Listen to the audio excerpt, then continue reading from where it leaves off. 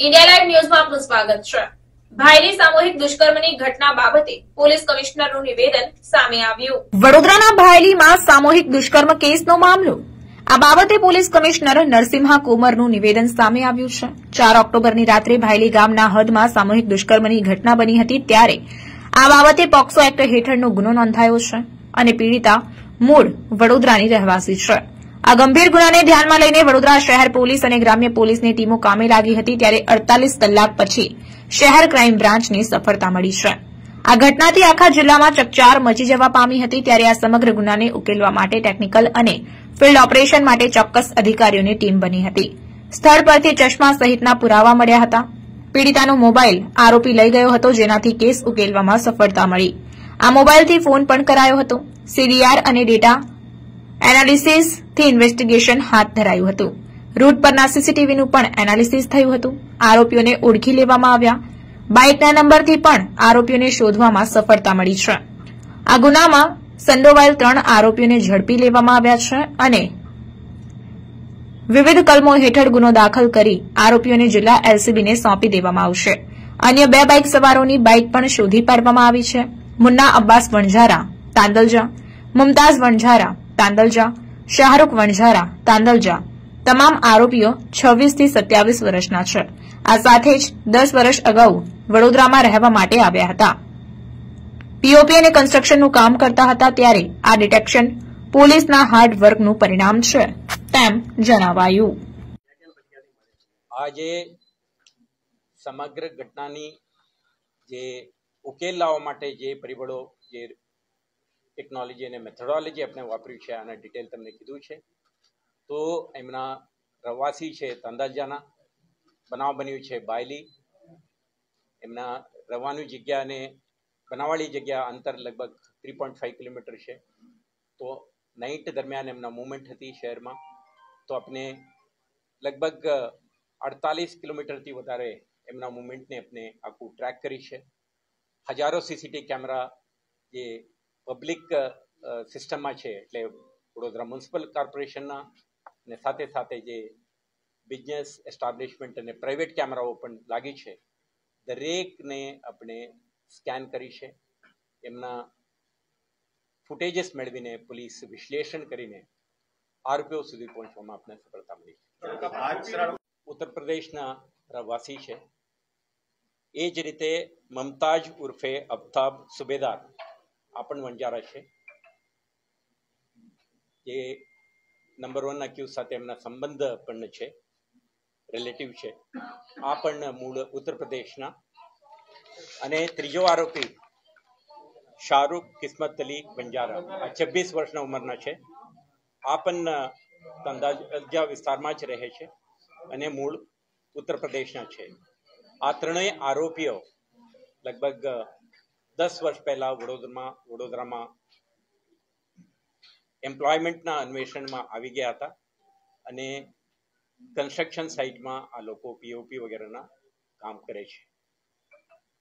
તો મૂળ ઉત્તર પ્રદેશ, ત્યાં કેટલાક સમયથી વસાહત કરતા આરોપીઓ તે દિવસે નીકળ્યા હતા અને પછી બાયલી ગામ આગળ એમને આ વિક્ટિમ અને એમના જે સાથી હતા, ફ્રેન્ડ હતા, એમને જોતા લોકોએ આ બનાવને અંજામ આપ્યું છે, એવા વિગતો તપાસ દરમિયાન અત્યાર સુધી આપણે પ્રાથમિક તબક્કે આપણે મળ્યું છે। આ એ સમગ્ર ગુનાની તપાસ દરમિયાન ક્રાઇમ બ્રાન્ચે મુખ્યત્વે મોબાઈલ ફોનની સીડીઆર, ડેટા એનાલિસિસ, આના આધારથી આરોપીઓ કયો જગ્યાએ મૂવમેન્ટ કરી છે, આના વિસ્તૃત જાણકારી આપણે ઇન્વેસ્ટિગેશન દરમિયાન મેળવવામાં આવેલું। સમગ્ર રૂટ ઉપરના સીસીટીવી કેમેરા ફૂટેજને મેળવીને તેને આપણે ડિટેઇલ્ડ વિશ્લેષણ અને એનાલિસિસ કરીને એન્હાન્સ્ડ ફોટોગ્રાફ મેળવીને આપણે આરોપીઓને ઓળખવાનો પ્રયાસ થઈ।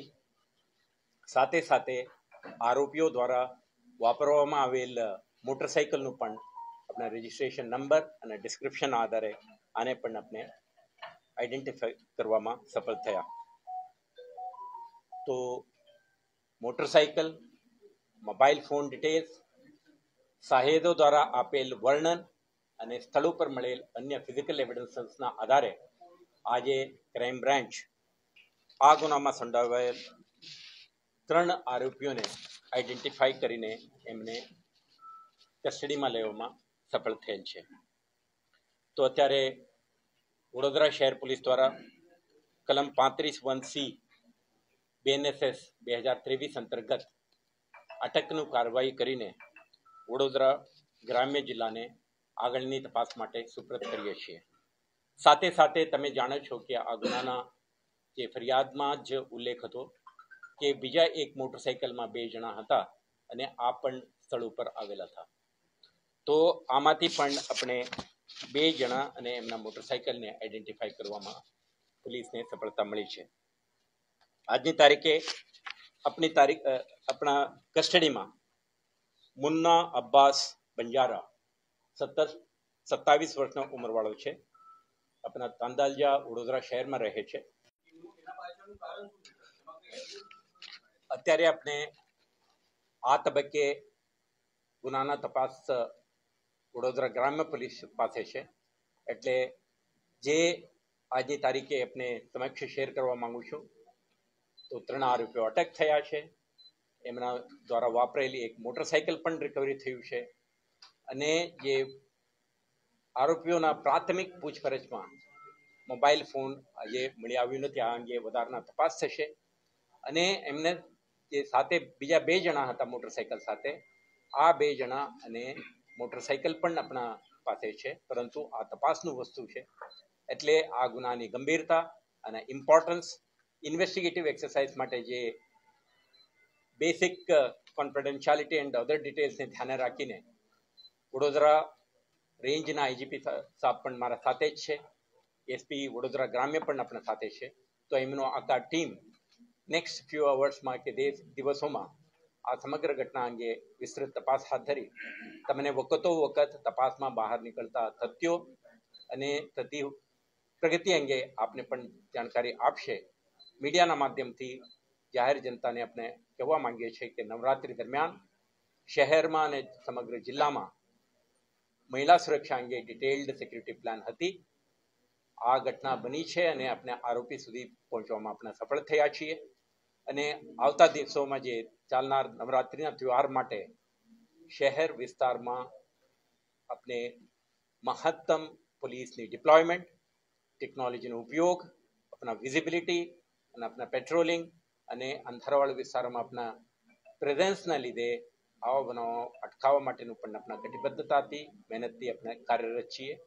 અને અશ્યોરન્સ આપવા માંગીએ છીએ કે મહિલા સુરક્ષા માટે ગુજરાત પોલીસની, શહેર પોલીસની અને ગ્રામ્ય પોલીસની કટિબદ્ધતા આપણે રીઇટરેટ કરવા માંગીએ છીએ. Thank you. Detection, investigation, police અધિકારીઓના હાર્ડવર્ક, ડેડિકેશનનું એક ઉદાહરણ છે. સાથે સાથે આપણે સમગ્ર ઘટનાક્રમની ઇન્વેસ્ટિગેશન અને ડિટેક્શનમાં આધુનિક ટેકનોલોજીની મહત્તમ ઉપયોગ કરી છે. CDR, tower data analysis, forensic વિશ્લેષણ, સીસીટીવી ફૂટેજની સ્માર્ટ એનાલિસિસ માટે જુદા જુદા ટૂલ્સની ઉપયોગ આપણા ટીમે સારી રીતે કરી છે. અને સાથે સાથે વડોદરા શહેર પોલીસ અને રૂરલ પોલીસના સમન્વયની પણ એક સારો ઉદાહરણ છે.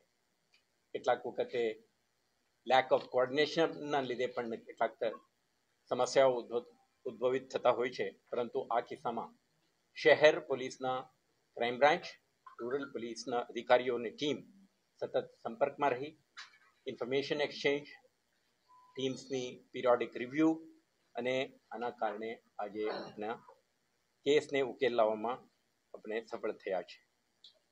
તો આપણે કહેવા માંગીએ છીએ ગુજરાત પોલીસ, વડોદરા શહેર પોલીસ અને ગ્રામ્ય પોલીસ ને we are committed to safety and security of women.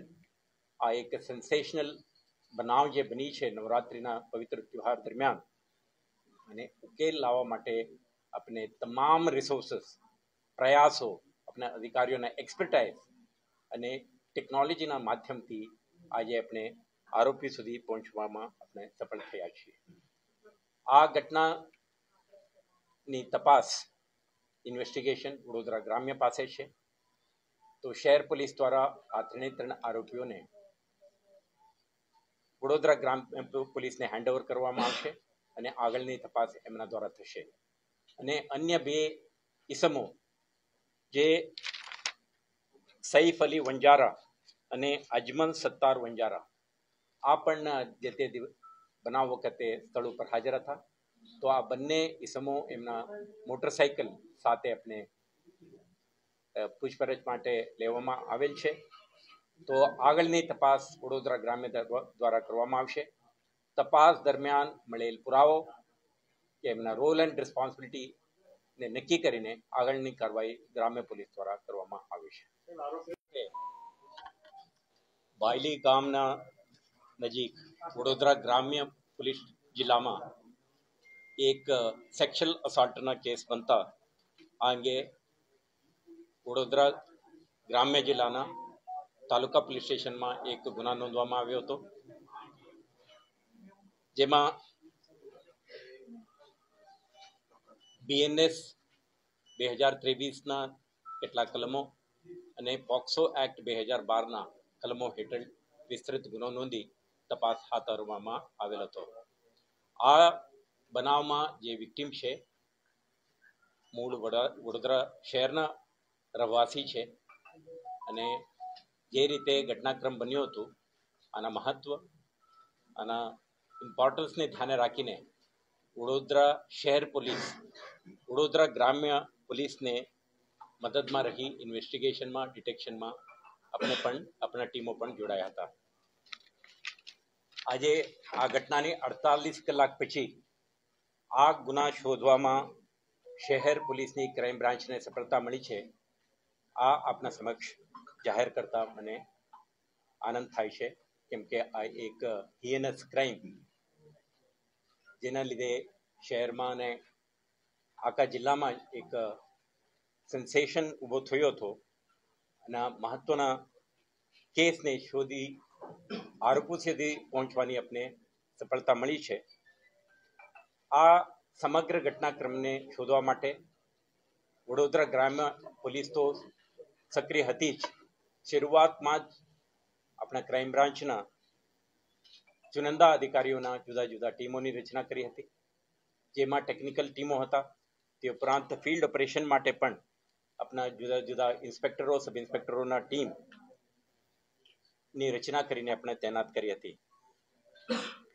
તપાસ દરમિયાન સ્થળ ઉપરથી આપણે કેટલાક ફિઝિકલ એવિડન્સ, બ્રોકન સનગ્લાસ વગેરે, સાથે સાથે ભોગ બનનાર તરફથી આપણા મળેલ વર્ણન અને એક વિક્ટિમના મોબાઈલ ફોન આરોપીઓ લઈ ગયા હતા લૂંટીને, આના ઉપરથી થયેલ એક કોલ, તો આના મદદથી આપણે આ સમગ્ર કેસને ઉકેલ લાવવામાં સફળ થયેલ છીએ. જે રીતે માનનીય પોલીસ કમિશનર શ્રી વડોદરા એ આપના સમક્ષ વાત કરી છે કે જે બનાવ 4 તારીખના રોજ બનેલ હતો એના અનુસંધાને વડોદરા ગ્રામ્ય જિલ્લાના તાલુકા પોલીસ સ્ટેશનમાં ગુના દાખલ થયા. એ પછી કયા પ્રકારના અને કયા પ્રયાસોથી આપણે આ ગુનાના ઉકેલ અને આરોપી સુધી પહોંચી શક્યા છે એ આપને બધાને સાબે બ્રીફ કર્યા છે. એ પછી હું આપને આ મોકે અત્યારે એટલું કહેવા માંગુ છું કે હવે થોડી વારમાં વડોદરા શહેર પોલીસ આરોપીઓને જે છે કસ્ટડી વડોદરા ગ્રામ્ય જિલ્લાને સોંપવાની છે. એમાં એક નિર્ણય કરવામાં આવ્યો છે કે ડીવાયએસપી કક્ષાના અધિકારી એની તપાસ કરશે. એને એક સ્પેશિયલ એસઆઈટીની રચના એસપી શ્રીના અધ્યક્ષ સ્થાને કરવામાં આવશે. ડેલી એની મોનિટરિંગ કરવામાં આવશે. જે કંઈ આગળના ઇમ્પોર્ટન્ટ સ્ટેપ્સ છે ઇન્વેસ્ટિગેશનના, જેમાં કે અત્યારે આરોપીની પૂછપરછ કરી અને રિમાન્ડ લેવાનું, એના મેડિકલ પુરાવા ભેગા કરવાના, બીજા પણ જે એવિડન્સ મળ્યા છે એની સમીક્ષા કરવાની, કે પછી રિમાન્ડના પ્રોસિજર પછી ઇન્વેસ્ટિગેશન બહુ ઝડપથી પૂરું થાય અને એમાં એક પેરવી અધિકારી પણ નિમણૂક કરવામાં આવે. એ સ્ટેપ અમારા તરફથી હમણાં થોડી વારમાં ઓર્ડર ઇસ્યુ થશે ડિટેલમાં. એ ટીમમાં જિલ્લાના જે સારામાં સારા તપાસ કરનાર અધિકારી અને કર્મચારીઓ છે એના સમાવેશ કરવામાં આવશે. એસપી દ્વારા day to day any monitoring કરવામાં આવશે અને જે પ્રશ્ન આપ શ્રી પૂછો છો એના અમારી તૈયારી છે કે જેટલા વહેલામાં વહેલા આપણે કમ્પ્લીટ એવિડન્સની સાથે ચાર્જશીટ કરી શકીએ એ અમારી તૈયારી છે.